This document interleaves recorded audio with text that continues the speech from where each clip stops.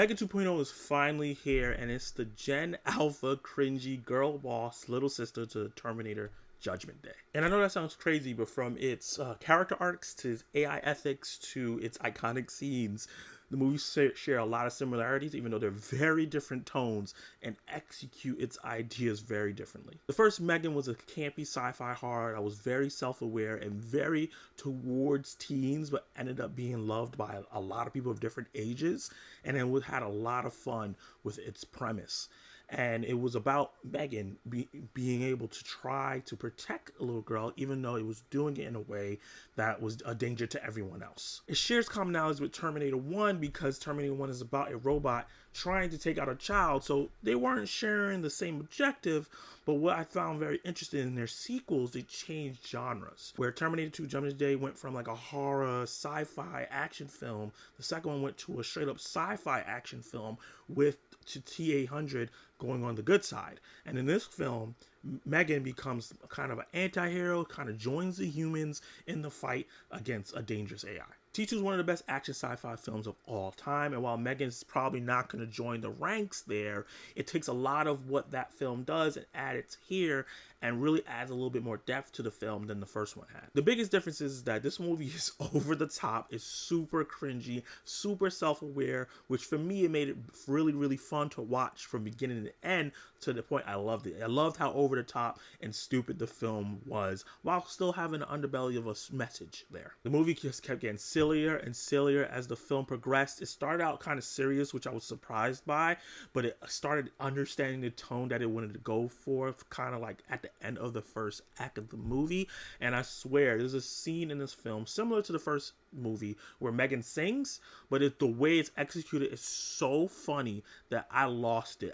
This is probably the hardest I've laughed in any movie all year. And similar to T2, there's now a new machine that's upgraded, that's supposedly better than the original, trying to kill the child that now the original android from the first movie is trying to protect. And in this film, it's called Emilia, and she's this dangerous upgraded version of M3GAN who looks like a human, so she can slip in and out of places without having to be in the disguise. And it's played by the wonderful Ivanna Sakhno. She does a great job in this film, feeling like a robotic person that is disguised as a human.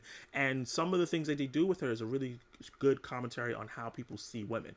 It's not super deep, but I noticed what they were trying to do there, and she nails every aspect that she's supposed to do. Because Emilia Motives has Katie, the little girl from the first film, in her sights, now M3GAN is in the film a lot more, which makes the film a lot funnier and fun because she's just a silly, crazy character. And through all the silliness, I say 2.0, similar to T2, explores AI autonomy, when the AI rebels against its creators, and humans' arrogance from creating something like this, thinking they can control it for their selfish needs or try to destroy it because they see the dangers in it, and not trying to find that in between. AI is here. You know, there's a lot of AI paranoia in real life right now, and they use that in this film surprisingly really well, and the movie's trying to figure out what we should do with it. So it all sounds super serious. The film is always in a heightened comedic tone, so even when they're going down a serious conversation, it always has a comedic joke to really lighten the mood,